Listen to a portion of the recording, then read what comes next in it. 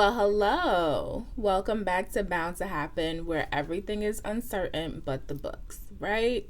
So, this is week 2. 2 weeks in a row, friends. 2 weeks in a row. I'm making progress. I'm making change in my life. And I'm glad you're here to witness it. So, what has happened since last week? First of all, rest in peace to Angie Stone, who passed away. Beautiful. I call her Neo Soul because that's when I was introduced to her. That's what they were calling it back in the day. I loved her music. I had her, Angie Stone, Heather Headley. Yes, come on, India Irie, all on rotation during that time, and there was a few others. Jill Scott as well, all in rotation at that time. So I was so devastated to hear about the fact that she passed in like a tragic car accident. Rest in peace to her. Thoughts and prayers with her and her family. What else has occurred? Oh, Cynthia Erivo was just robbed at the Oscars. I said I was going to riot, and my form of rioting is I'm never watching the Oscars again. Like, I genuinely do not care. There's no way you can convince me that someone else delivered a better performance, had as much societal impact, and was as like revered and wowed and moved by Cynthia Erivo's performance. I saw the Demi Moore movie Substance. I forget the title of it. I saw that one. I've seen trailers and previews of Anora. I didn't watch the whole thing. I will watch the whole thing. But Demi Moore was good in Substance. I loved the movie. It was great, but still didn't move me like Cynthia did. From the little clips and stuff I'm seeing of Anora, I'm not really seeing anything crazy, but I don't have the full story, so I'm going to watch the full thing to see. But I just feel like she was robbed, and they really had an opportunity to make like a huge... I think she would have been the youngest EGOT ever. And they totally like robbed her of the opportunity to do that. So I'm just like, and justified, not just like, oh, do it because it'll make, history. No, do it because it's deserved and it'll make freaking history. So I don't know how they missed that. That's why they struggle. That's why you're forever going to be on the struggle bus all the time, because they never make the right freaking decisions. I wonder, though, if she'll be able to be nominated for the second part. So when Wicked Part 2 comes out later this year, will she have the opportunity to be considered again? Or is it like you can't be nominated for the same movie twice, even though it's in 2 parts? I'm curious about that. So I'll do some research and see. But otherwise, pissed about that. Dead pissed about that. And, yeah, otherwise, I've been watching Love is Blind. I'm deep into the reaction shows, and this season doesn't have as much action and stuff going on, but the characters they're real people. The cast of the show pisses me off like no other. Like, Dave, if he mentions his sister one more time, I am convinced that they are in an incestuous relationship. And they're going to have to beat the allegations. I'm not even questioning that in my mind. They have to come out and declare why there's such a connection between these two that is so weird and strange. And he mentions it over and over. I don't know what's going on between Virginia and I don't even remember his name. They don't have any chemistry. Like, I'm confused about this whole season. Confused. So, new episodes drop later this week, so we'll see what they're getting into on that. But other than that, I've been reading books. So let's talk about the damn book, all right? Incidents around the house. It's more like y'all can have the house, because what do you mean, sweet daughter, that there is a demon attached to you that you call other mommy? I'm your mother. You're my daughter. How are you calling her other mommy like you're her daughter? The demon is the baby? I just finished reading Incidents Around the House by Josh Malerman. Let me tell you what it's about.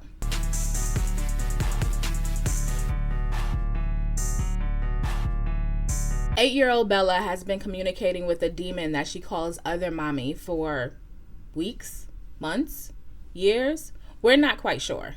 Other Mommy is sometimes nice, sometimes mean, but what remains consistent is that she always asks Bella to let her go into her heart.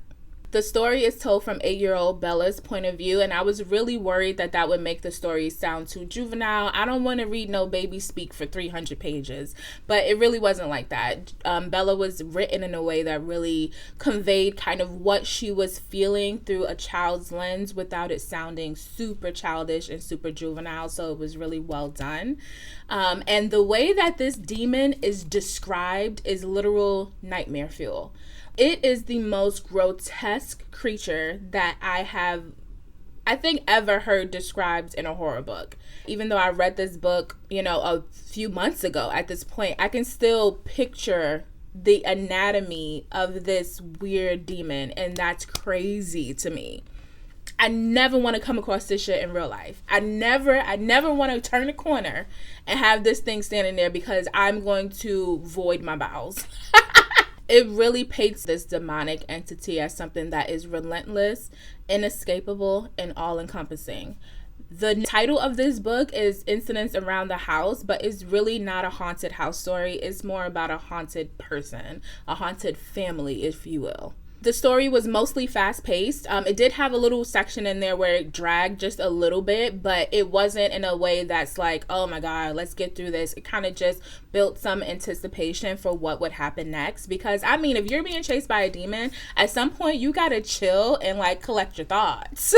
We have to figure out what's going on here and what we're gonna do. Because how do you fight something that can't be destroyed? Can it be destroyed? We don't know.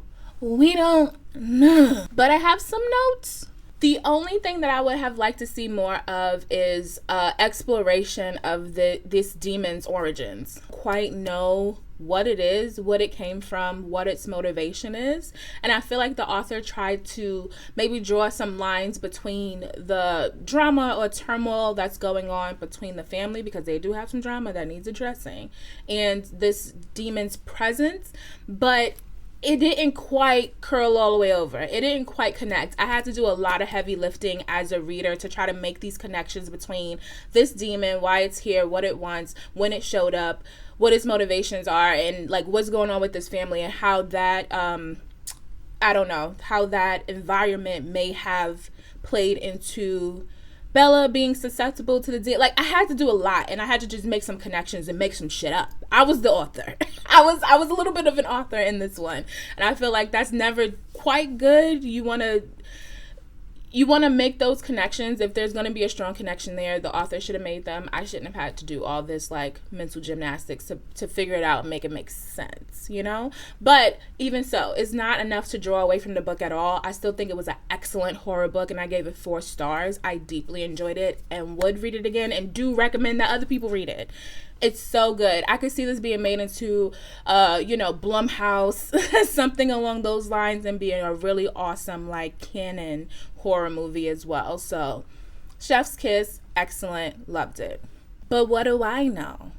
I want to see what other people thought about Incidents Around the House. There was a lot of chatter around here on TikTok about it, on the interwebs. People love this book. I haven't really seen anyone say that they didn't like it, so I am curious to see some of those reviews. So we're going to head over to Goodreads. We're going to read some reviews and see what the people thought.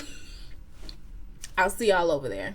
And we're back. So I am here reading Goodreads reviews of Incidents Around the House by Josh Malerman. It's a horror book that follows an 8-year-old girl that is being haunted by a demon who wants to go into her heart. Right? I thought it was a great book. I gave it 4 stars. I'm over here on Goodreads, and it has 3.63 as the rating, so that's very close. It seems like people are on par with what I felt and what my experience was with the book, but we're going to go a little bit deeper, okay? So I'm going to pull maybe some 4 or 5-star reviews, and then some 1 and 2s, and then it's up to you. I'm just here doing the work, and you make the decision, all right? So let's jump into a 5-star review. Okay, so this 5-star reviewer said, I could have finished this book last night, but I had to stop because it was super late and it was scaring the crap out of me. Yeah. I actually did a marathon read of the remainder this morning, so I wouldn't have to read it past bedtime again. So yeah, I guess it's pretty high praise for a horror novel, and I'm not one who usually gets super freaked out over what I read either. It's kind of like an adult version of Coraline, except way, way scarier.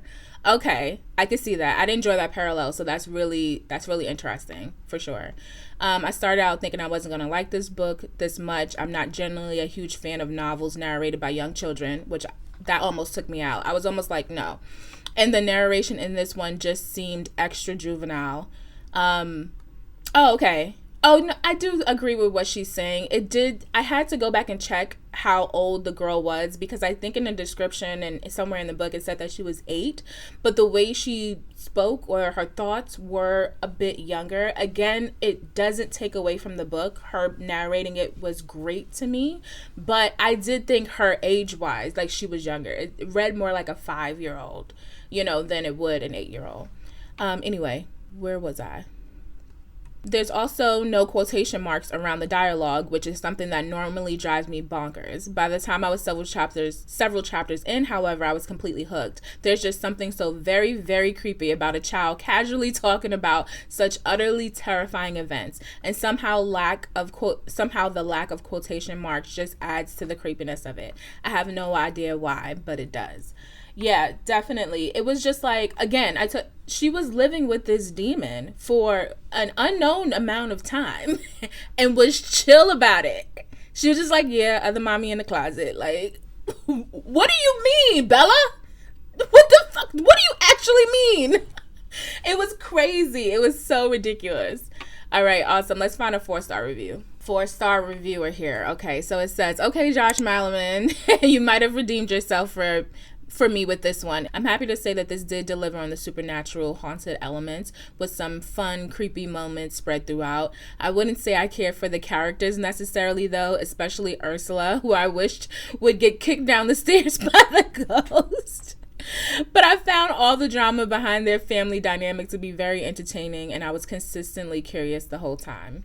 Yeah, absolutely. The mom is definitely like, you're like, bitch, focus. Your family is being haunted. And I'm not gonna give it away, but I'm like, you have got to lock in. There are times when being a parent, if there's some fractions in front of you, you need to lock in. If your kid is maybe being bullied or harassed, you need to lock in. If they're being haunted by a demon, lock in, boots. Lock in, boots. All right, so those were some really positive reviews of incidents around the house. We got to get in some 1 and 2-star reviews, so let's go into the depths of hell.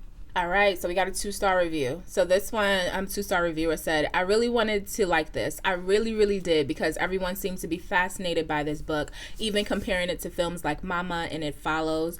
But I didn't feel creeped out, scared, or unsettled by this at all. The short and uneven sentences from Bella were a bit painful to read, and most of the time I felt like I was reading a turbulent diary. I honestly wanted to be scared and kept waiting for the moments when I would be, but it never came. And this is supposed to be horror, right? Right. So I think they are saying that they did like the eerie atmosphere, the unknown entity. The only thing was that the fear didn't settle for them. And I think that's something that happens with horror, right? We don't all find the same thing scary. So you may read this and not think it's scary at all. I also agree. I didn't think it was scary. I think it was creepy. It was creepy and eerie, I would say. I didn't scare. I was never like, oh, I can't go to sleep tonight. It was just such a creepy, insidious is the best word I can think of. Just to have something like constantly living alongside you, and you're never quite sure when it's gonna come, where it's from, what it wants. Like, it was unsettling. Boom, that's the best word. It was very unsettling, and for me that is scary, but as in like jump scare or something like that, no. So I would have to agree with them on this, but overall they was like, no. Also, on the juvenile standpoint of things, I think before you read this book, read an excerpt. See if you can read like a preview or something of the first few chapters. And I think from the first few chapters, you'll know whether you're going to be able to get through this whole book or not. So good. Do that. All right, let's read a 1-star and then wrap this up. Okay, let's read this 1-star and then get out of here, right? So they gave it 1.5 stars, actually. Said, okay, I'm going to be honest. This was terrible. We appreciate your honesty, queen. Maybe something is wrong with me because clearly I'm in the minority, but this whole book was ridiculous. The dialogue was absolutely horrendous and made this book so hard to enjoy. Not because of the supposed 8-year-old supposed 8-year-old narrator who I expected to be unreliable, but the apparent adults in this situation kept breaking out into random monologues that we are supposed to believe that they're saying to an 8-year-old child.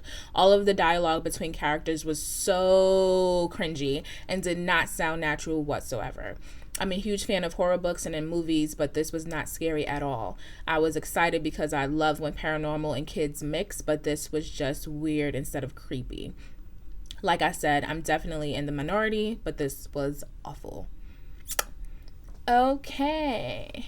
Yeah. I mentioned this in my full review, that he didn't quite stick the landing with connecting the adults well into the haunting, right? So it was just kind of like a lot of information, a lot of dialogue about stuff that's going on in the family and in their marriage, but we're still like, at the end of the day, your daughter's being haunted, and we're not completely making those connections, or we're not completely seeing the result of that friction affecting how they're able to handle what's going on with Bella.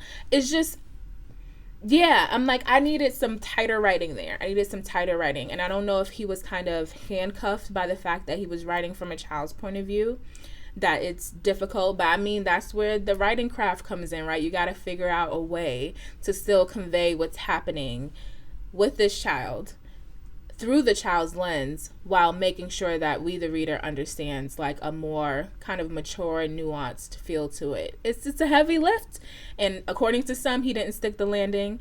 But yeah, there you have it. All right, you have my review. Again, I gave it 4 stars. There's room for improvement, but overall, I thought it was a great, eerie, atmospheric, creepy horror book. I enjoyed it. And then others said it was terrible.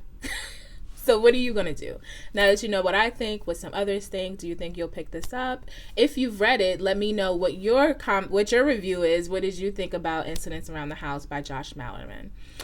So anyway, I'm on to my next book. So let's talk about what my next read is going to be. Okay, so my next read is Middle of the Night by Riley Sager. Okay, so this is a partial Riley Sager stan account. No, I've only read 1 book of his. I read The Only One Left, and I adored it. I loved that book. So I'm really excited to jump into the second book of his. I'm not reading these in order in any way of like their release, so I don't know what came before, what came after. But anyway, I'm going to read you the synopsis of The Middle of the Night by Riley Sager. Where's my music and my ambiance? Okay, let's jump in. The worst thing to ever happen on Hemlock Circle occurred in Ethan Marsh's backyard. One July night, 10-year-old Ethan and his best friend and neighbor Billy fell asleep in a tent set up on a manicured lawn in a quiet, quaint New Jersey cul-de-sac. In the morning, Ethan woke up alone.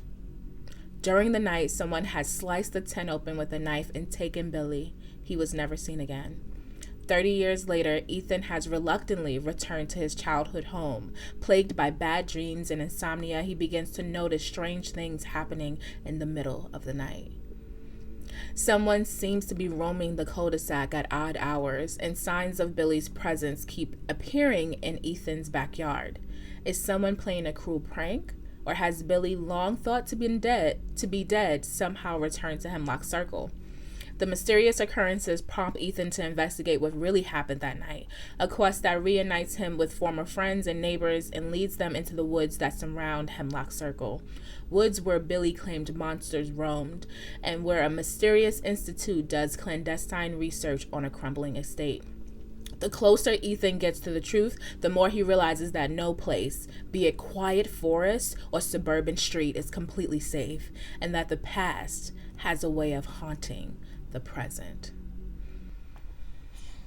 Ooh, see, this seems like a good little mix of thriller and horror, which those are my bags. I love it. So I'm really excited to come back next week and tell you guys what I thought about Middle of the Night by Riley Sager. If you've read it, let me know in the comments, but shut up. Like, no spoilers.